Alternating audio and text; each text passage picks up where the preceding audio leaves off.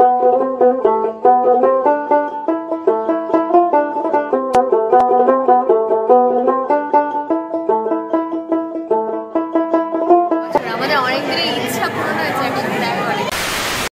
বন্ধুরা, আমাদের চ্যানেলের নতুন একটা ভিডিওতে তোমাদের অনেক অনেক ওয়েলকাম।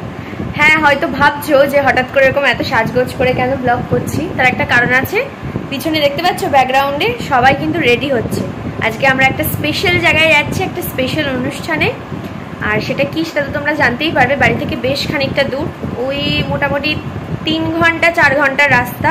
তো এখন বাজছে 2টো মতো, আমরা 2:30টার মধ্যে মোটামুটি বেরিয়ে যাব।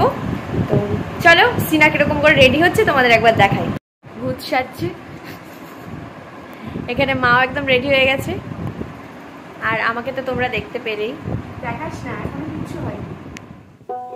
একটু আগেই কিন্তু বাইরে খুব বৃষ্টি হয়ে গেছে। দেখতে পাচ্ছ গাছের পাতাগুলো কেমন ভিজে আছে। আর বাইরের ওয়েদারটা পুরো মেঘলা। আমাদের অনেকটা লেটও হচ্ছে, কারণ আমাদের ড্রাইভার দাদা একটু দেরি করছে আসতে। আমরা কিন্তু রেডি হয়ে বসেই আছি, দেখা যাক কটার দিকে বেরোনো যায়। এখন বাজছে 3টে মতো, আর এত লেট করে আমরা বেরিয়ে পড়েছি ফাইনালি। এত বাজে আজকে ওয়েদারটা, মানে বর্ষার ওয়েদারে প্যাচ প্যাচে কাদা, এমন একটা পরিস্থিতি।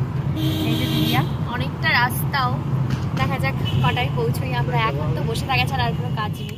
বেরিয়ে তো পড়লাম, কিন্তু বাইরে কিন্তু বৃষ্টি বন্ধ নেই, টিপটিপ করে বৃষ্টি হয়েই চলেছে। কিন্তু আজকে মনটা খুব খুশি, অনেক বছর পর আবার সবার সাথে দেখা হবে। দাঁড়িয়ে পড়েছি আমরা আবার, বাইরে আবার বৃষ্টি শুরু হয়ে গেছে। যে একটা ওয়েদার, এমনিতে আমরা লেট। কি হলো? বারাসাত ক্রস করে আমরা মধ্যমগ্রামের দিকে ঢুকছি। আর আমার অবস্থা দেখো, আমি অলরেডি নেতিয়ে পড়েছি। আমার কিন্তু মোশন সিকনেস আছে, যখনই গাড়িতে উঠি আমার অবস্থা এরকমই হয়।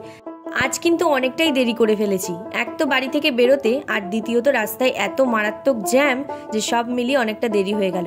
যাই হোক, মা গঙ্গার ওপর দিয়ে কিন্তু আমরা এখন আমাদের গন্তব্যের দিকে চলেছি। আমাদের গন্তব্য হলো কোন্নগর উত্তরপাড়া। আমরা কিন্তু চলে এসেছি, এটা ওদের বাড়ি। বাড়িতে প্রথমে সবার সাথে দেখা করে তারপরে আমরা অনুষ্ঠান বাড়ির দিকে যাব। কি সুন্দর করে বাড়িটা চুনিলাম দিয়ে সাজিয়েছে দেখো। বিয়ে বাড়ি বলে কথা, সাজাতে তো হবেই। বড়দের সবার সাথে দেখা করে এখানে আমরা এখন ওয়েট করছি। ওদের বাড়ির লোকজনই এখনো ঠিকভাবে রেডি হয়নি, আমরা তো একটু তাড়াতাড়িই চলে এসেছি। বাড়ি থেকে অনেক তাড়াতাড়ি লাঞ্চ করে বেরিয়েছি, তো আমাদের সবারই প্রচন্ড খিদে পেয়ে গেছে। চলো তাড়াতাড়ি করে বিয়ে বাড়ির দিকে যাওয়া যাক। তোমাদেরই তো বললাম না যে আমরা কেমন রিলেটিভের বাড়ি এসেছি, মানে সম্পর্কটা কি। এটা অনেক দূরের সম্পর্ক হলেও আমাদের কাছে ওরা খুব স্পেশাল। ছোটবেলা থেকে একবারই ওদের সাথে খুব ভালোভাবে আমাদের দেখা হয়েছে, কিন্তু সম্পর্কটা এতটাই গভীর যে যখনই দেখা হোক বা কথা হোক না কেন, বোঝাই যায় না যে এতদিন পর পর আমাদের সবার দেখা হয়। বিয়ে বাড়িতে কিন্তু চলে এসেছি, কি সুন্দর লাগছে না নতুন বর বউকে। আর চারপাশটা খুব সুন্দর করেও সাজানো হয়েছে। চলো সবার সাথে দেখা করে একটু ছবি তুলি। ছবি টবি তুলে সবার সাথে কথা টথা বলে আমাদের অবস্থা খুব খারাপ। এত গরম না চারপাশটা, প্রচন্ড কষ্ট হচ্ছে। একটু ফ্যানের তলায় তাই দাঁড়িয়ে পড়লাম। বিয়ে বাড়িতে আসা, ছবি তোলা, সাজগোজ, সবার সাথে দেখা হওয়ার সাথে সাথে কিন্তু খাওয়া দাওয়াটাও খুব ইম্পর্টেন্ট একটা জিনিস। তাই আমরা তাড়াতাড়ি করে স্টলের দিকে চলে এসেছি। বাড়ি থেকে অনেকক্ষণ আগে বেরিয়েছি, তাই খিদেটাও প্রচণ্ড পেয়ে গেছিলো।